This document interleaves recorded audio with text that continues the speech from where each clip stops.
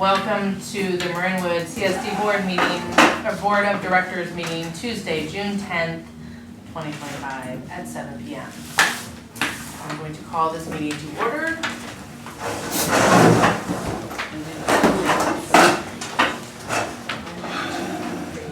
I pledge allegiance to the flag of the United States of America and to the republic for which it stands, one nation, under God, indivisible, with liberty and justice for all.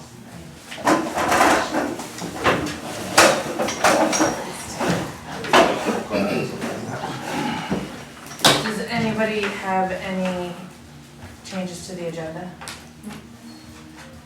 Nope. Alright, then I will adopt the agenda as is. Any questions, comments, or concerns about the consent calendar? I was curious about the last meeting. There was no public comment on the ordinance that we're gonna approve tonight. We had no problem. Something as important as fire. Okay, I'm just curious because I see no one else here tonight either. I didn't think we did that. I love looking at blue. But the big thing is, I'll talk about it later. Motion to approve. I second. All in favor? Aye.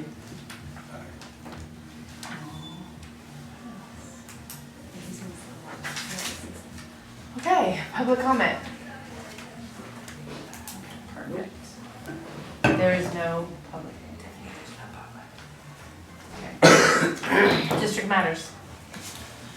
Well, following Bill's segue, last month was the big month for this topic, where we conducted a public hearing. There was presentations given by the wildfire program manager for Centerville, a woman named Kate Anderson, and Chief Roman and myself also spoke to this. There is a detailed report in here. I won't go too far into it, other than these maps are created by the State Fire Marshal's office, through CAL FIRE. They're not created by us. We can't make any adjustments to them unless we wanted to recommend stricter guidelines. Fire hazard staff and fire department staff have looked at this. Don't have any reason to make any adjustments to it. I don't know of any jurisdiction in the county that's making any adjustments. And we're, in short, kind of mandated to pass this as presented. So with that, my recommendation is simply to adopt ordinance 2025-01, designating the fire hazard severity zones in the local responsibility areas for Marinwood CSD. And just confirming, as I said last time, that this is just for how we're fighting fire. This has nothing to do with people's insurance rates or anything. It doesn't have anything really to do with fighting fire. It just, it predicts, it shows, it models hazard, not risk, which there is a difference there, But then they use that to help with planning. To some degree, I would suspect. But it has, the big thing is it doesn't have anything to do with your insurance and what your insurance is willing to cover and everything. I don't know if anybody's gonna watch it, but I want to. So the hazard map does not influence the risk map. Well, when you think of risk, that's when you start thinking of insurance. Insurance isn't allowed technically to use this. They have their own mapping tools that they use for designating risk and whether or not to write policy or cancel policy or issue blanket cancellations. So no, they're using all of their own modeling, and there is a lot of effort happening, kind of through MWPA, through some other contexts within the insurance and risk modeling industry, trying to address all of the work that has been getting done, especially throughout Marin County, not only in vegetation management work, but also home hardening work that's happening on individual properties so that they can create systems that actually talk to each other, but no. Thank you. My curiosity is piqued as, so this ordinance goes in, what, does it have teeth for anything? For us, It will probably have some level of influence in the fire code, in that the fire code that's being adopted and it's actually being discussed by all fire chiefs countywide will need to adhere again to state standards. The state is looking at that, what's known as Zone 0, which is a 5-foot no vegetation zone around all homes. Again, that's a state level, so we kind of get handed down. It doesn't really have teeth, so to speak, other than making and creating a very public document showing where they have identified various hazard levels throughout the areas. Okay, so this has more to do with building codes and everything else. Eventually, some of Remodels. this will help move into fire code, which that absolutely has teeth, the Yeah. fire code does. This is just our agency adopting the map as produced by the state, where just all fire jurisdictions are required to do it. Right, okay. Yeah, and specifically within the LRA area. So if you kind of looked at the color map that I gave you, it shows the differences between the LRA and the SRA, known as, the state responsibility area. You can see it in this enlarged map. Anything kind of shaded over with the lines going through it, that's all state responsibility area. We actually have very little local responsibility area, all of which is either moderate or high. None of it falls in the very high. There's a website that No, you can go to. Yeah, I just noticed that most of the houses here are in the high Mhm. area. Well, anything, within 500 to 1,000 feet of open space, kind of in that woolly zone. The only ones that aren't, this part actually isn't, and some of the stretches kind of in the quietwood, pinewood, into some of the stones, but all of the berries, everything else is basically within the high zone. Okay. This has been on our website for a long time. We've received no public comment on it either. There's been clear instruction on how to comment. Even larger cities, I think Centerville had 2 or 3 comments on it when they adopted this just late last month. So there just hasn't been a lot. I think, I don't know why, At the Parks and Rec Commission, they asked some questions about it, and I explained it to them. It's just amazing to me. You have to approve it. Motion to approve. I'll second. Public comment?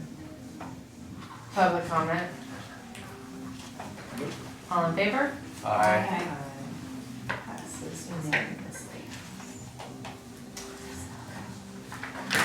You do the next one. Sure, moving on to the appropriations limit.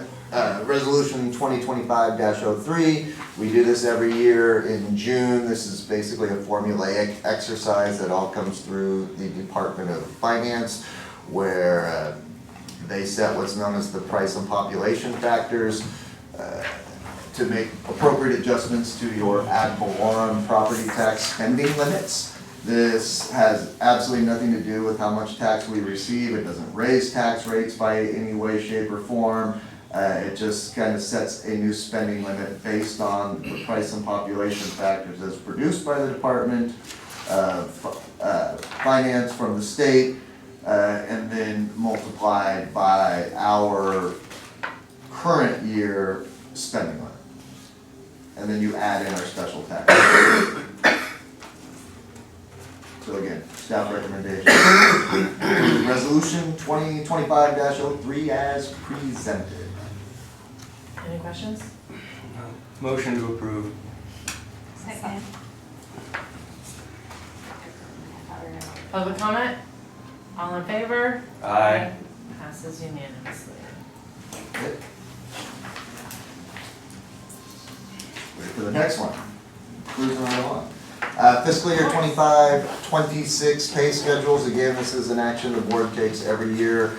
In June, these are attached to here are the updated base pay schedules for all positions through the district. Everything here that is included was included in the budget that was approved by the board last month. For various positions was presented to the board earlier this year and also falls in accordance with the MOU that was approved in December of 2024 on the fire side. If there was need for future pay schedule adjustments prior to this time next year, those would obviously come to the board in a separate meeting and be presented at that time. Otherwise, everything that's stated in there is what was budgeted, planned for, presented and discussed at prior meetings. This is just the formality of approving the schedule itself.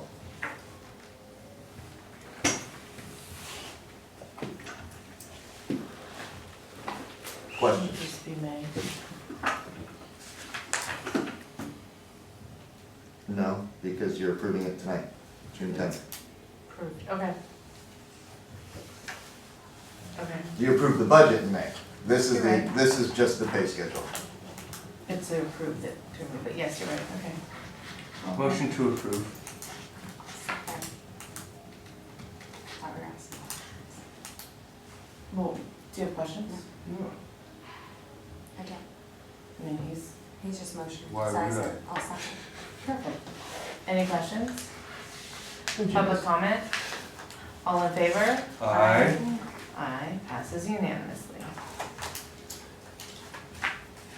Don't you miss being chair? Man, I got things to It's like riding a bike. Welcome back. Alright, if you're ready, on the district manager report, just a couple things in here. One being just an update on Queenstone Fire Road. I believe just this past week, county has at a minimum begun staging equipment up on Queenstone, if not actually beginning the work, as was discussed in a prior meeting. MWPA did not approve funding for this work this go around, citing a lack of clarity on policy and guidance when it comes to what they have classified as a capital improvement project. That is still to be determined from MWPA, but it needs to happen at more of a policy level as to eligibility for this type of work. I assume, Bill, you'll probably, hopefully, and let me know if you don't, because I'll push for it, at some point coming up here this within the MWPA board meetings.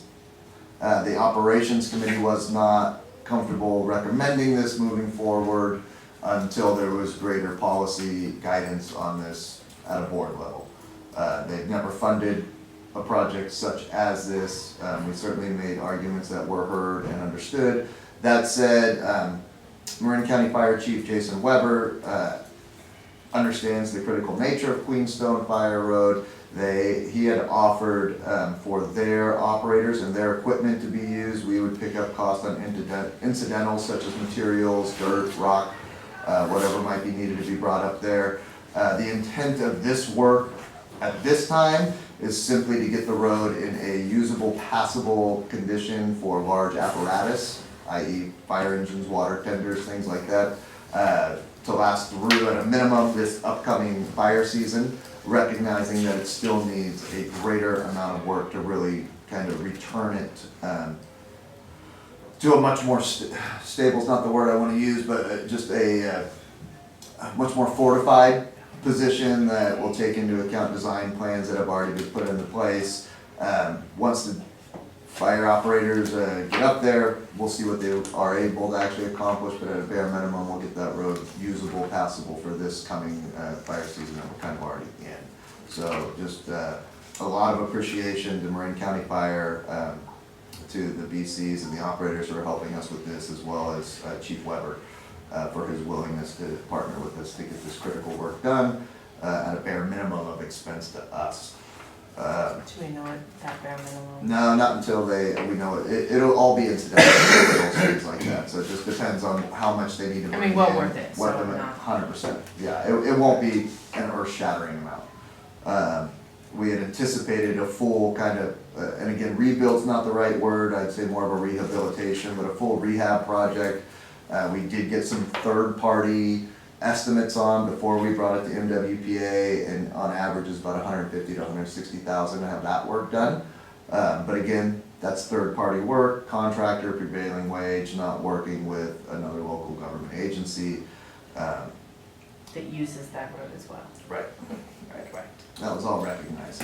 And then just a little note, LAFCO, for those of you who were around in 2019, every 5 years, I think it is, and so they're about a year behind right now. they have to produce what is known as a municipal service review.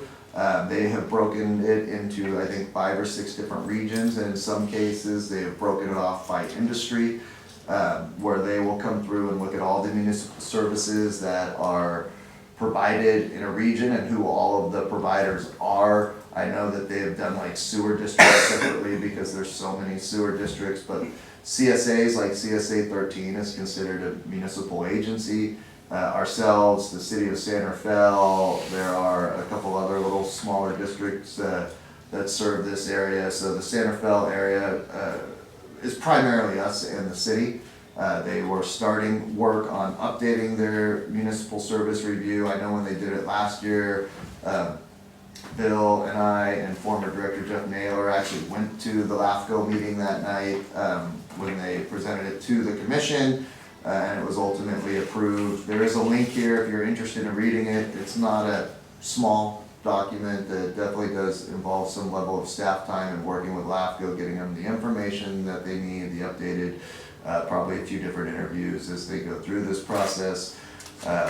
And when a draft comes, they will send it my way just for kind of review of the sections involving Marinwood for any further comment I might have, potential edit requests. And then a draft will go to the commission for final approval. It's one of LAFCO's responsibilities to produce this. They were very much farther behind. I want to say it would have been about 8 to 10 years before the 2019 one was done. Their executive officer, who they have in there now, has done a much better job at getting them not only caught up on some way outstanding ones, but then trying to stay in rhythm with keeping them every 5 to 6 years updated. So that's just more of a heads up. It is a useful document. Do we need to shut down the Queenstone area for foot traffic? Okay. So And if so, they can do it. Okay. Yeah. Are you posting if there's gonna be work on it? I haven't because their schedule had been a little ambiguous, but they're used to working on roads like this. They just Okay. finished up fire roads out in here. They'll be fine Okay. with it. It's pretty obvious when you're going through there that it's there, so they're, But people can still use it while they're, okay. yeah, if they needed to shut it down for a day or a few hours or something, just for safety reasons, they would. They'd post Okay. signs at entrance points. Perfect. Mhm. Otherwise, everything else is in the packet. If there's any questions, I'm happy to field them. No questions besides Oh, thank you. You're welcome. Fire department matters. The first is the minutes. I mean, you can see what's on there, if there's any questions about it. I know Captain Brackett was at the majority of the meeting. I actually was not able to attend this meeting. Chief Roman was there, Brackett was there, and then we had 3 commissioners who were there. They definitely went through the maps and looked at the maps a little bit, had some questions that I believe the chief answered on that. Otherwise, not a lot of note, but if Brian has anything. No. All right. Thank you. Any questions on the minutes?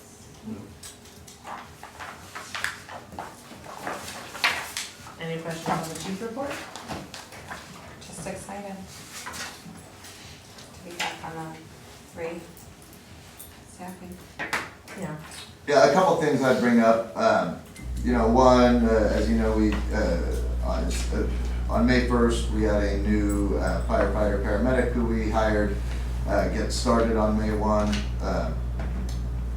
Everything I'm hearing says he's been progressing along well, and they are looking at June 11th as being able to deploy him as a regular 3rd person on the engine. Tomorrow. Tomorrow. And there has been some talk of moving back to normal staffing of 3. I know that Chief Roman had reached out to the labor group about that. Ryan has communicated with them. Ryan and I have talked a bit about that too. There still are some levels of concerns as we're still down 2 positions, one that's vacant and one that's still out on injury. So it'll just be something we'll have to keep an eye on to make sure that they're not getting overworked. And Captain Brockett knows that I'll support what they feel is necessary. I'm just watching how many mandates get issued and everything else, so, it's a nice move back in the right direction, but I don't want to see them fall back to where they were before we went to not mandatorying the third position, and just working way too much to keep 3 on shift at all times. Is there anybody else that we might be able to hire in the same sort of way? Any potentials? Yeah, I don't have any, we did have somebody do a station visit. Chief Roman was reaching out to him. I don't have an update on where that currently stands. And with wages increasing in July, I'll be putting out updated recruitment materials out there stating all the new wages and everything. So we'll see where that goes. Right now you have a lot of people who've already been picked up in seasonals and everything else. So, but you never know.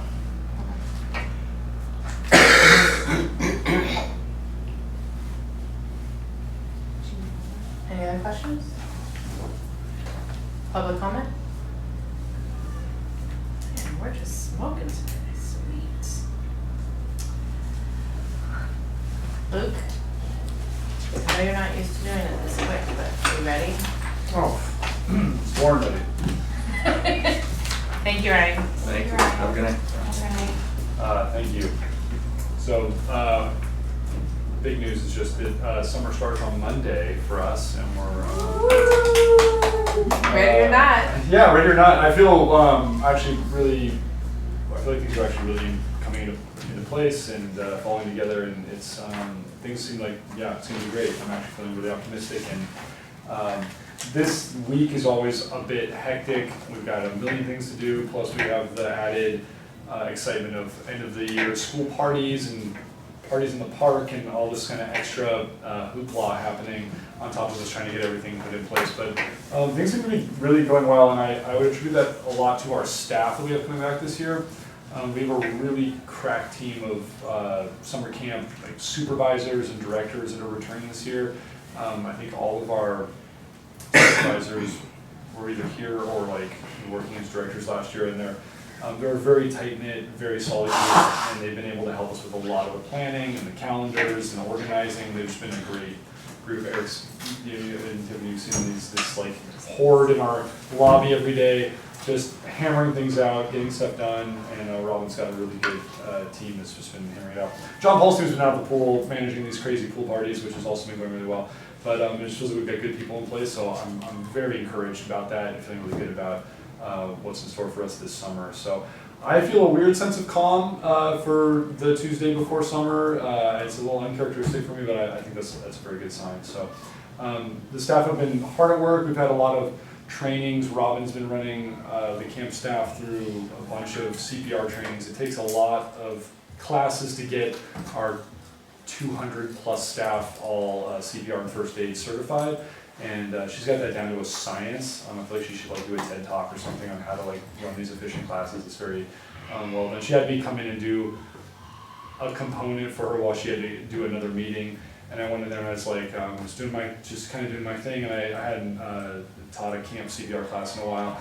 And she came in and she's like, "You're only on that subject? We gotta get this going." I'm like, "Oh, sorry." She's really a taskmaster with all that. So John Paul's been running trainings for the lifeguard staff and finalizing the staff and the schedule, and so things really seem like they're falling into place, and we're just kind of in the finishing touches on making some last minute changes to the facility and getting some sheds built and getting t-shirts and supplies organized, and it's all going really well. So I've been very encouraged by all of that. The pool parties, we're 2 days in. We have 2 more days of end of the year school parties, and those are going great so far. Yesterday we had San Ramon Elementary, I think, a 5th grade class. There's a giant class with 1 million kids down there, but it went really well. And today was Lucas Valley, and that was great. So we had another couple groups in the park. We had the 8th graders from Miller Creek down at the far field having a whole circus, but everything's been going well. Lots of celebrations. So. Can I just add really quick that I love driving to work and watching them set up at the park. You're utilizing every space instead of turning schools away. So it was really nice to see that. Yeah, trying to do our best to accommodate as we can, and it's a little tricky, but it's so far so good. They did a nice job of cleaning up and this weekend both John Paul and Robin have their big pre-summer staff trainings. These are like all-day affairs on Saturday mostly, and there's a little bit going on Friday as well. And it's just a lot to get everyone up to speed on everything they need to know. And like a lot of these people have been trained in some things, the lifeguards have gone through the class, they've been certified, but to get them up to our standards, what is Marinwood's protocols, what do we need them to know? We have a big intensive training every year, and it's a huge thing. It's also a lot of fun, team building. It's not all work, but I'm very happy with what is in store for them and the way that John Paul and Robin have been planning that. I'm feeling really good about that. So come Monday, I think we're going to be ready to just, all in. It'll be ready to go. It's kind of nice when Monday starts because everything you've prepped for, you just whatever it is, you got to go with it, and then and all this week is like, what can we get done? So it's always stressful. But John Paul, I think I reported last month that he had gone to and achieved a new Red Cross lifeguard instructor training. Yeah. Lifeguard instructor trainer certification, and I've seen him already implementing a lot of ideas and things he learned from that into how he's approaching the training of the staff this year. He's made a lot of changes, he's got this whole schedule in place, and I'm really excited that he's bringing a bunch of that, like making some changes and improvements. So I think the staff's going to be better than ever this year, and I'm really excited about that. We were going to announce Music in the Park lineup today, but I have one band that they're like 99%, but they haven't let me check the box yet, so I should know by tomorrow. We'll hopefully have that out before the weekend. But a great lineup of bands for this summer, and I think it's going to be a really great music series. I just didn't want to jump the gun and have a disappointment. So we should have that up on our website, and we'll blast it out probably before the end of the week. But we're excited about what's in store for that. Is there usually 5? Well, the Always one in have the middle 5. is the Brewfest, 4 plus which 3. that's like a separate event. It's on a Saturday, but I kind of put it in there because it's like our other summer event, so it's like it kind of. So it And makes it it look has like live music. It's live music, it's in the park. So it makes it yeah. look Yeah. like there's 5. Well, we used to do 5 Fridays, Yeah. and we had the summer Brewfest in the fall. We moved the summer Brewfest into the summer, and then so it took that I like it. middle spot. So that's just what it is. But yeah, it's going to be a good lineup, and I'm really excited. I just need to get confirmation before I put the last one out there. So we'll hopefully announce that before the end of the week. Thank you for all your hard work on that. Oh, since thank we you. know it's not an easy task.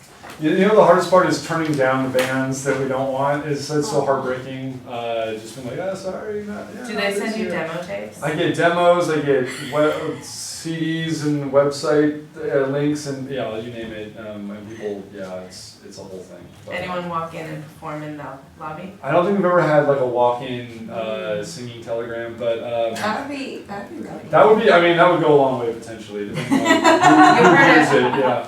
Where was watching this? You're- Go a long way in one direction or the other. So yeah, that Like would a be- gong show in there. But yeah, we get a lot of repeats like, oh yeah, not this year, and then like, whoever was doing it before you told me the same thing over and over and over. Like, you don't want to be too harsh. It's like that's not the right thing. You know? You're not understanding, But yeah, but I do think we have a good lineup this year. I'm excited about it. On the parks maintenance side of things, we talked a lot last month about the big fiasco in the park with our mysterious water leak, and that we had discovered, thankfully. And since then, the staff have been able to make the big repair and have made several smaller repairs that were all related.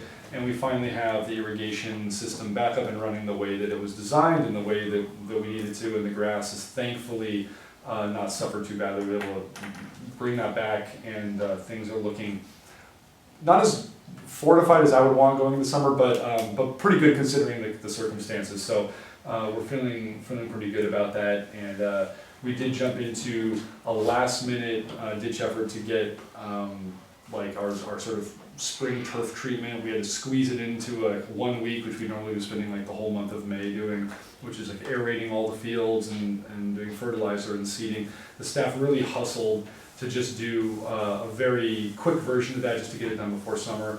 And thankfully the grass is looking pretty good, and hopefully it's able to hold on through with all the heavy foot traffic. But I do want to acknowledge the parks maintenance crew, Esteban, Marco, Jimmy, and Will, who's our part-timer. They have approached a season of just like digging countless holes and countless irrigation repairs every day, just out there with shovels and being in the mud and having to deal with all this. They've had great attitudes and just like, hey, what do we need to do next? What's the next step? What do we need? Let's go get the parts. So we get like, they haven't complained. They haven't been bitter at all. It's been just like gung ho, good attitude. So I'm so just grateful to all of them. This has been a pretty rough couple months for them, and some of our least favorite work to have to do. And they've done it with good nature and good attitudes the whole time. It's actually been pretty amazing. So just want to give a shout out to them, and I'm very grateful for that group that we have working for us. And because of their efforts, we're going into the summer with a pretty decent turf, which might not have been the case otherwise. One moment, hold on. Yeah. Yeah, this whole thing stems from the water district sneaking in Change. so is there a way to get That's a great question. the money for all these extraneous repairs done because of their ineptitude? We're hoping so. We haven't, that's not all that is played out yet, but I think Eric, you can speak more to that process. Is there a way? Yes. Will it happen? We'll find out. So they had given me, I went down to the office, I think I told all of you that. I have a claim form, I'm just waiting to make sure we have all of the expenditures that we have spent related to this. I mean, the guys had to rent equipment, we brought in like leak detectors, not to mention all the parts and everything else. So once we have all of that clearly buttoned up, then we'll submit the claim. But we're also contesting the impacted billing periods, because our bill went up threefold in a 4-month period compared to prior years. Because of what they did. Because it was leaking 10 gallons a I minute. understand. I think, was it 10 gallons a second? 10 gallons a minute? No, it was like 7 to 8 gallons a minute. Yeah. Yeah, over a period of 4 months that we didn't even know it, because we never got the bill and the water happened to be leaking down into the earth instead of coming up and sodding the ground. So all of that is still under contestment.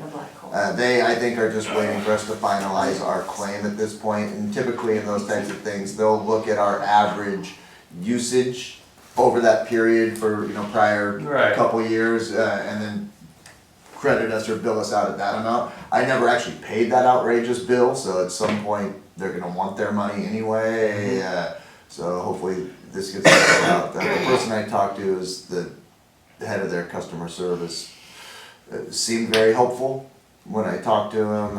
So hopefully now that everything's resolved, I can reach out and just say, look, we're just finalizing up our claim materials. In the meantime, where do we stand on the billing?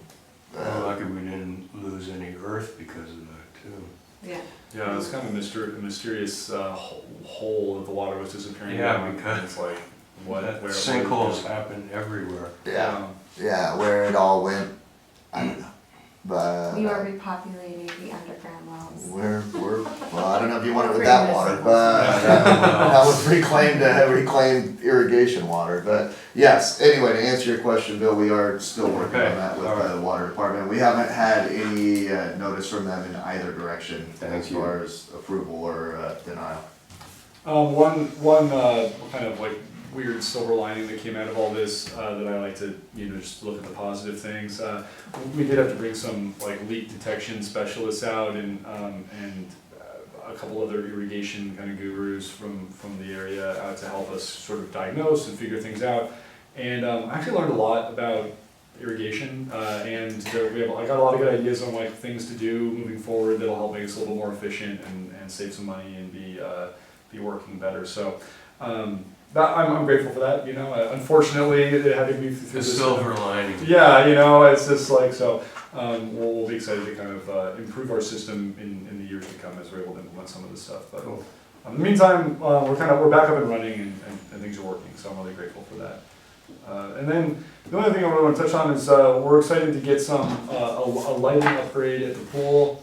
Our lighting has been not great. Our fixtures, we've got 2 floodlights on this side and 1 on the building that light the pool in the evenings. And the lights have been very finicky and flickering and having problems, and we found that the fixtures had gotten a lot of water damage. They're super old, I don't even know when they were installed, but they're just like rusted out and they're not watertight, and things are just not working great. And so we're having new fixtures installed with really high efficiency LED lights that will be a much lesser draw, and will have good quality light and should last us way longer than how long the current bulbs have been lasting us. That's going in tomorrow morning, so we're excited about that. We'll have functioning, now that we have the long days and we don't need the lights, we'll have a functioning light, and, but they'll be much better quality light, and they should last us for a lot longer, and be more efficient for energy usage. So that should be going in tomorrow morning, so I'm excited about that. It's a long time coming. And if there's any questions about anything else, please let me know. Thank you. It's great. Thank you for all the hard work. Did you want to talk about the draft minutes of the? I skipped over the draft minutes. Does anyone have any comments or questions? No, thank you. Well, that was probably my fault. If you said Luke, I was supposed to talk about that, so I apologize. No, it was her. No, it was my bad.